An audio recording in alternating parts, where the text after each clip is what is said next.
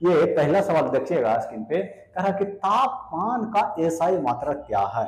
आपको लगेगा कि तापमान का मात्रक एसआई मात्रक क्या है, तो लगता है कि तापमान को तो मात्रक सब है ही है, लेकिन पूछा क्या है, एसआई मात्रक।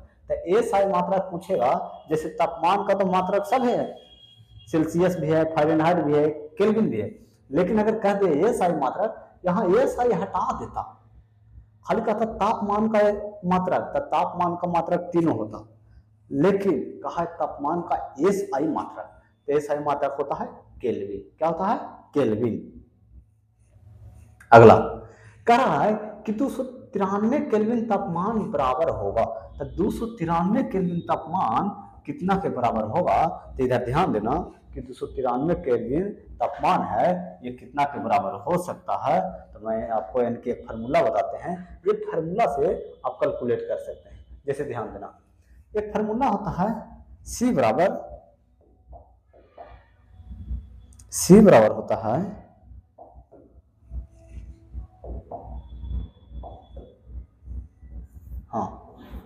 C बराबर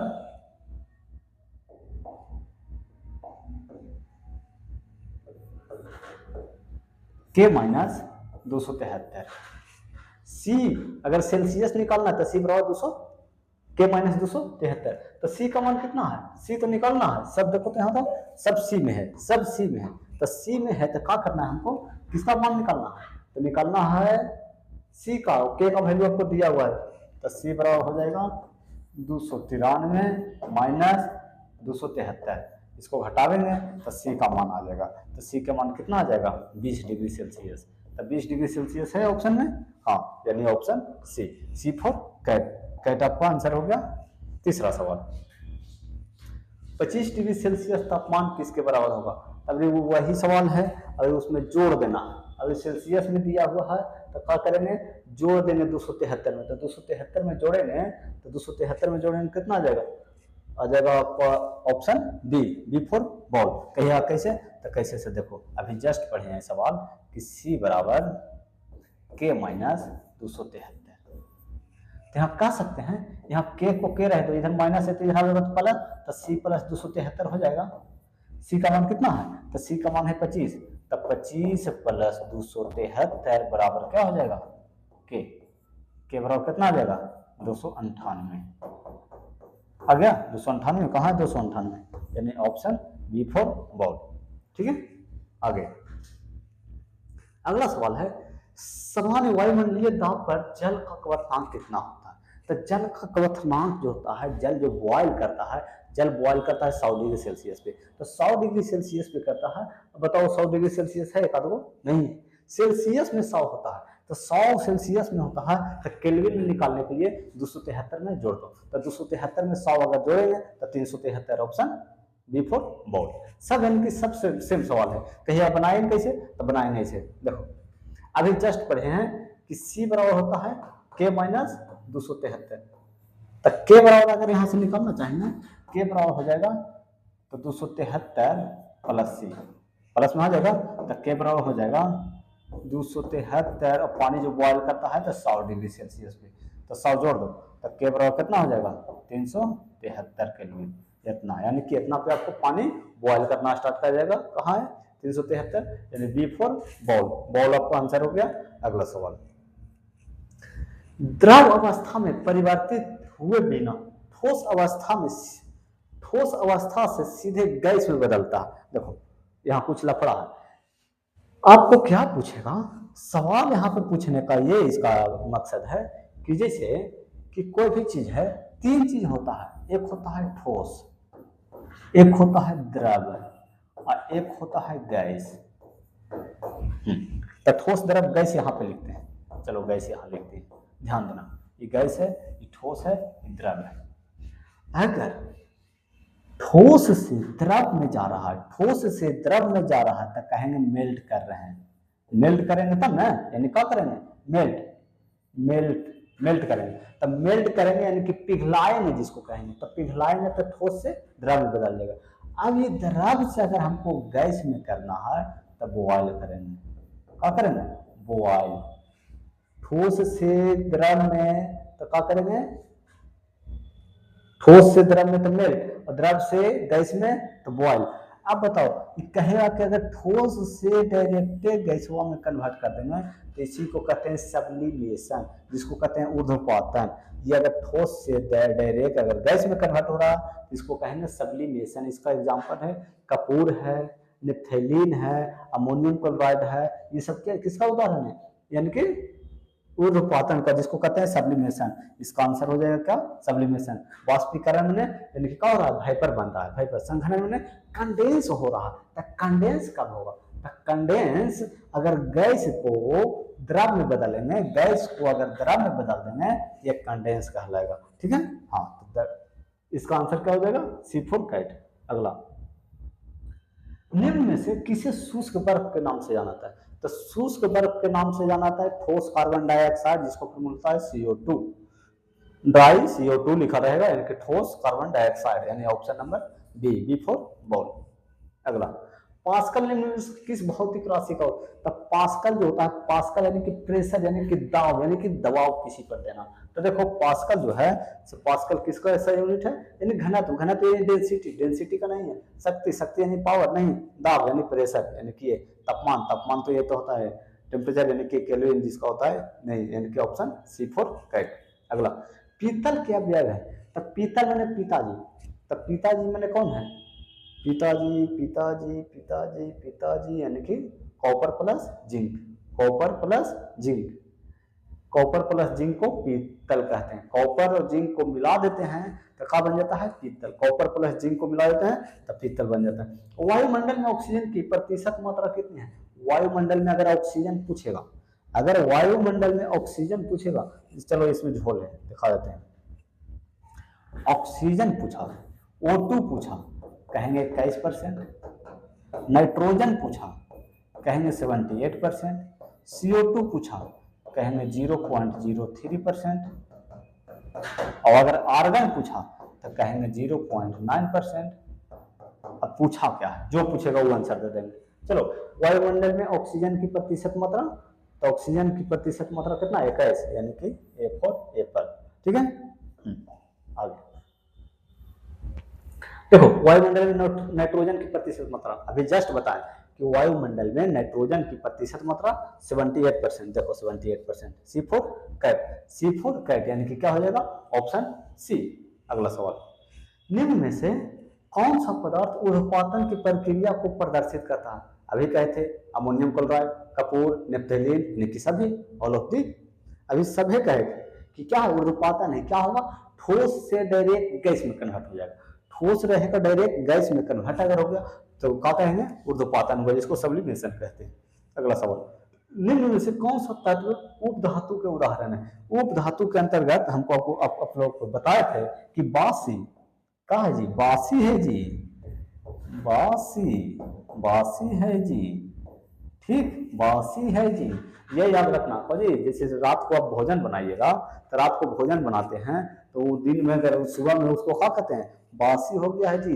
अगर खाना मांगेगा तो क्या कहिएगा, बासी है जी। कैसे थे खाना, तो वही बी मैंने बोरान, एस आई मैंने सिलिकॉन, और जी मैंने जर्मेनियम, बासी है जी, बासी जी, ठीक है ना। तो इनके बासी, इनके बोरान, हाँ है, यू उपधातु में कहा, हाँ, सिलिकॉन भी है जी, जर्मेनियम भी है, इनकी सभी, ऑप्शन हो जाएगा डी फॉर डाउ। चलो अगला सवाल, अगला सवाल आपको क्या कह रहा है, निम्न में से कौन सा अधातु कमरे के ताप पर द्रव अवस्था में पाया जाता है। इसमें दो चीज पूछता है, कमरे के ताप पर द्रव अवस्था में पूछेगा, अगर धातु पूछेगा तो पारा यानी Hg यानी मरकरी, उसी का 3 नाम है, और अगर अधातु पूछेगा तो ब्रोमीन। ठीक, अगर क्या, फिर से देखो यहाँ, अगर धातु पूछेगा यानी मेटल पूछेगा तो मेटल में कहेंगे Hg, Hg को ही कहते हैं पारा, पारा को ही कहते हैं मरकरी, मरकरी। ठीक, तो जो कहेगा वो करेंगे। तो यानी कि क्या होता है, ये लिक्विड स्टेट में, लिक्विड में द्रव अवस्था में पाया जाता है, लिक्विड स्टेट में द्रव अवस्था में पाया जाता है, और ये मेटल है। ठीक है, अगर नॉन मेटल पूछेगा तो नॉन मेटल में यही पूछता है, बार बार पूछा है, नॉन मेटल में आपको होता है ब्रोमीन, ब्रोमीन यानी कि Br। ठीक है, Br मैंने ब्रोमीन, ब्रोमीन। आपको क्या पूछा, कौन सा अधातु कमरे के ताप, अधातु कहा है तो ब्रोमीन, कहा है ब्रोमीन, ये ब्रोमीन होगा। चलो अगला सवाल, अगला सवाल है, लगता है अगला सवाल क्या है, देखो निम्न में से कौन सा धातु कमरे के ताप पर द्रवावस्था में पाया जाता है? अभी कहते जस्ट पारा Hg, अभी कहते ना पारा Hg हो जाएगा। चलो देखो निम्न में से कौन सा शुद्ध पदार्थ है? अब शुद्ध पदार्थ कहे थे कि जो भी एलिमेंट, कोई भी एलिमेंट होता है वो प्योर होता है, यानी कि शुद्ध होता है। एलिमेंट को अब चूज करना है, जो भी एलिमेंट रहेगा वो प्योर रहेगा। जैसे वायु, वायु प्योर है, वायु में नाइट्रोजन है, कार्बन डाइऑक्साइड है, ऑक्सीजन है, बहुत सा गैस मिला हुआ है, धूलकण है। दूध, दूध में क्या है, दूध प्योर नहीं है, ठीक ना, यानी कि शुद्ध नहीं है, ठीक, उसमें भी बहुत सा मिनरल्स, विटामिन, फैट, कार्बोहाइड्रेट सब चीज मिला रहता है। लकड़ी, लकड़ी में तो लकड़ी भी नहीं है, लकड़ी, लकड़ी भी बहुत सा चीज, सेलुलोज, उसमें बहुत सा चीज मिलकर बना हुआ है। बताओ पारा Hg प्योर होता है, यानी कि प्योर सोएस्ट आंसर, यानी कि इसका आंसर क्या हो जाएगा, शुद्ध पदार्थ पारा, यानी जिसको Hg कहते हैं।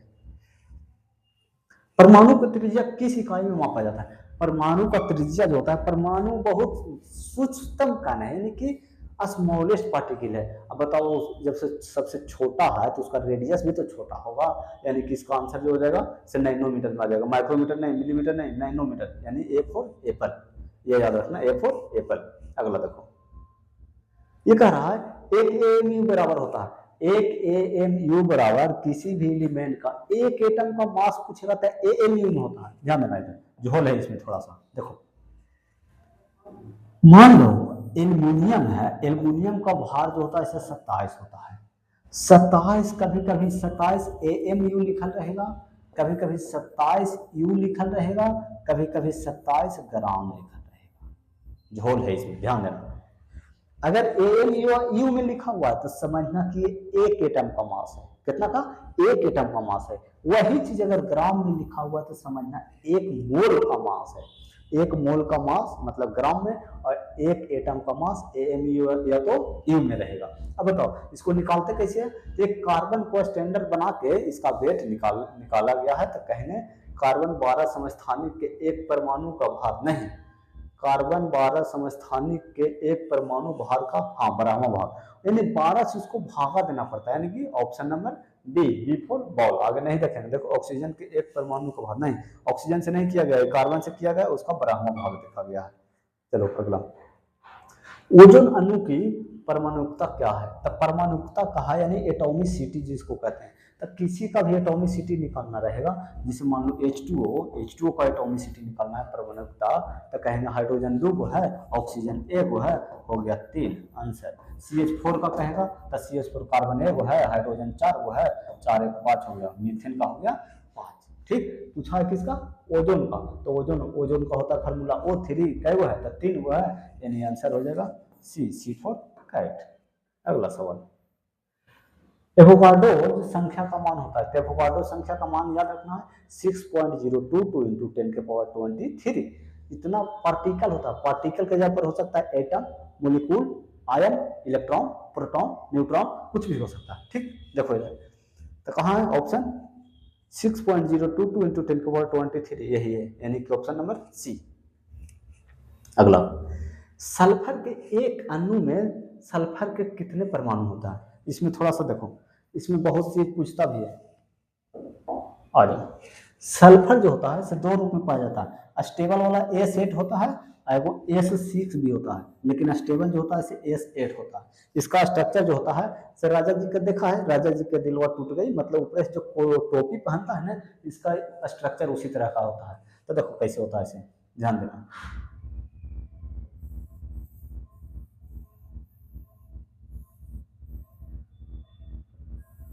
राजा जी के दिलवा टूट गई, ऐसे रहता है। देखो 8 को हो गया, 1 2 3 4 5 6 7 8, 8 को हो गया, यही होता है राजा जी का टोपिया। ठीक ना, इसलिए कहता है राजा जी के दिलवा टूट गए।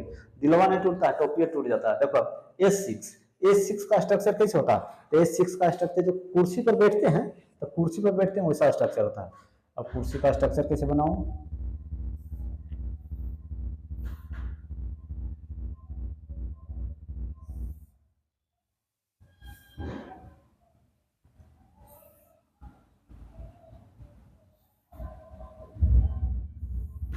तो बन गया 1 2 3 4 5 6, 1 2 3 4 5 6, हाँ बन गया। यही स्ट्रक्चर होता है। देखो कुर्सी ऐसा देखा होगा लकड़ी वाला, इस पे बैठिएगा ना, यहाँ पे आके बैठ जाओ, बैठा रहिएगा यहाँ पे, ठीक है, लकड़ी का ऐसी बन रहता है, तो इस तरह का स्ट्रक्चर होता है, ठीक है। यानी कि क्या पूछा, सल्फर के एक अणु में सल्फर के कितने परमाणु होता है, तो परमाणु है वो S8 होता है, स्टेबल वाला S8 होता है, यानी कि ऑप्शन यानी कि डी मारना है, डी फॉर डॉग। अगर 8 नहीं रहेगा तब 6 मारना, ठीक। अगला, फास्फोरस के एक परमाणु में फास्फोरस के कितने परमाणु होता है, फास्फोरस जो होता है इसे P4 में पाया जाता है, फास्फोरस जो है इसे P4 में पाया जाता है, और इसका स्ट्रक्चर ऐसे होता है, P है, P है, P है, P है, P है, और यहाँ से इस तरह से डॉट डॉट ऐसे जुड़ता है, जुड़ जाता है इस तरह से, ठीक। यानी कि ये फास्फोरस का स्ट्रक्चर है, P4 में पाया जाता है, यानी कि 4 कहाँ, यानी कि ऑप्शन नंबर C4 कैट, ये ऑप्शन हो जाएगा। अगला सवाल, अगला सवाल है अल्फा कण पर किरणन का प्रयोग संबंधित है। अल्फा कण रदरफोर्ड ने इसका प्रयोग किया था। अल्फा कण का चार्ज जो होता है इसे क्या होता है, अल्फा कण हीलियम को प्रॉपर्टीज को पाया जाता है, 2+ चार्ज होता है और मास कितना होता है, 4 होता है। अल्फा भी वही होता है, 2+ चार्ज होता है और मास भी होता है 4, ठीक है ना। ये अल्फा कण का होता है। कौन किया था, रदरफोर्ड ने बम्बार्ड करवाया था गोल्ड के फॉइल पे, और उससे क्या खोज किया था, डिस्कवरी किया था न्यूक्लियस का, यानी कि नाभिक का खोज किया था, कौन, रदरफोर्ड। लेकिन कहा अल्फा कण पर किरणन प्रयोग संबंधित है, थॉमसन से नहीं, रदरफोर्ड के परमाणु मॉडल से, हाँ ऑप्शन नंबर बी, रदरफोर्ड किया था, ठीक है।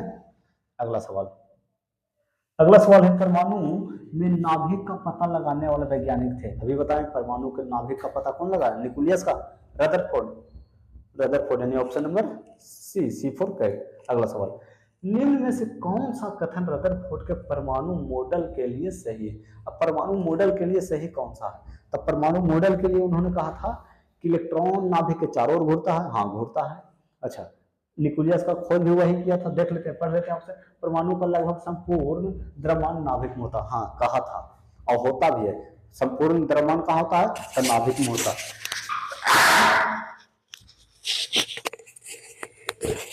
इलेक्ट्रॉन नाभिक के चारों ओर निश्चित कक्षा में चक्कर लगाते हैं, हाँ निश्चित कक्षा में लेकिन नहीं लगाता है, ये कक्षा जो है निश्चित कक्षा में नहीं कहा था। कौन नहीं कहा था, ये रदरफोर्ड निश्चित कक्षा में नहीं कहा था, ये रदरफोर्ड ने ऐसे कहा था। ये ऑप्शन हमको लगता है कि ये नहीं होगा, ये कहा था, ऐसे कहा था, ऐसे करके कहा था।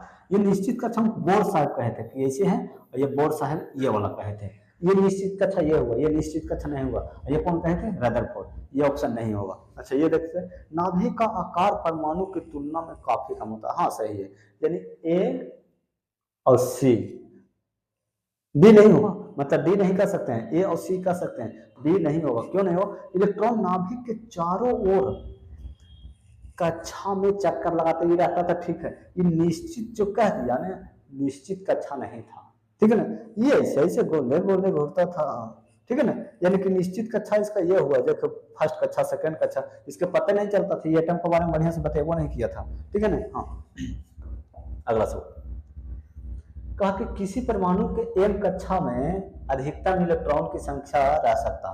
देखो झोल है, देखो इधर देखो फार्मूला, K होता है, L होता है, M होता है, N होता है।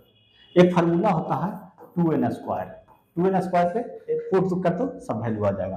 पहला वैल्यू, पहला सेल, दूसरा सेल, तीसरा, ये चौथा है, ठीक। n का वैल्यू 1 रखो, तो 2 गुने 1 करेंगे तो 2 गुने 1 का स्क्वायर, तो 1 का स्क्वायर 1, 2 गुने 2 आएगा, ये करेंगे 2 गुने 2 दूना 4 दूना 8 आएगा, ये आएगा 2 दूना 4, 3 3 9 दूना 18 आएगा, ये आएगा 4 चौको 16 दूना 32 आएगा, हाँ ये आएगा।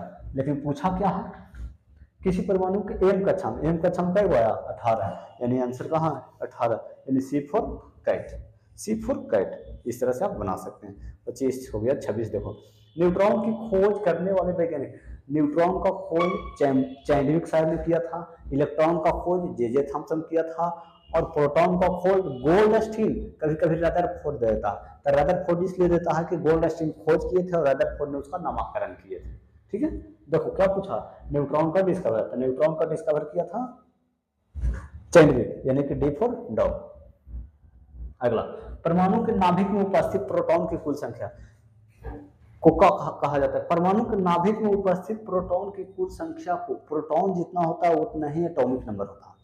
इलेक्ट्रॉन बराबर नहीं कह सकते हैं कि एटॉमिक नंबर, जितना प्रोटॉन होता है उतना ही एटॉमिक नंबर होता है, यानी कि परमाणु क्रमांक कह सकते हैं, यानी परमाणु संख्या जिसको कह सकते हैं। Option B. अगला सवाल, सोडियम के एक परमाणु में 11 प्रोटॉन, 11 इलेक्ट्रॉन, 12 न्यूट्रॉन है, तो सोडियम का द्रव्यमान संख्या, देखो द्रव्यमान निकालना है, तो द्रव्यमान निकालना है, तो द्रव्यमान निकालने के लिए क्या करेंगे, द्रव्यमान बराबर होता है, द्रव्यमान बराबर कह सकते हैं proton plus atomic number, atomic number.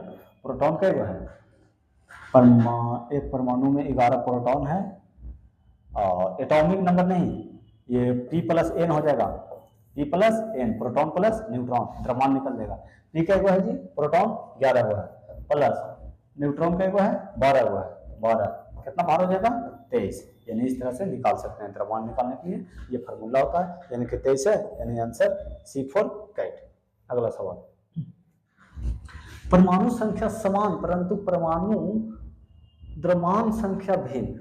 अब इनकी परमाणु संख्या समान है, इसमें देखो एक सवाल हम बता देते हैं, इसमें देख लेना। देखो अगर द्रव्यमान संख्या बराबर कहेगा तो समभारिक, डायरेक्ट याद रखना, द्रव्यमान अगर बराबर है, द्रव्यमान संख्या बराबर है, द्रव्यमान जो है बराबर है तो कहेंगे समभारिक। समस्थानिक, प्रोटॉन की संख्या बराबर है, प्रोटॉन की संख्या बराबर है तो कहेंगे समस्थानिक बराबर है, ठीक। और इसमें सम न्यूट्रॉनिक, न्यूट्रॉन की संख्या बराबर है, न्यूट्रॉन की संख्या बराबर है तो कहेंगे सब न्यूट्रॉनिक। यानी कि पूछा क्या, कहा परमाणु संख्या समान है, तो परमाणु संख्या यानी कि प्रोटॉन की संख्या, प्रोटॉन बराबर होता है परमाणु संख्या,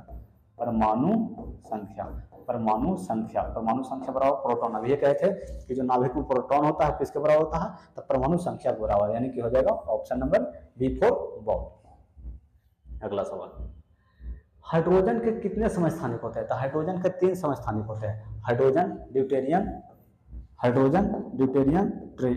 ट्राइट्रियम, H D, हाइड्रोजन ड्यूटेरियम और ट्राइटियम, यानी इसका 1 1 1 2 1 3, ये रेडियो एक्टिव होता है, ठीक। और ये भारी जल यानी कि D2O का निर्माण करता है, D2O जिसको कहते हैं भारी जल, ये रेडियो एक्टिव होता है, ठीक। तो पूछा क्या है, हाइड्रोजन के कितने समस्थानिक होता है,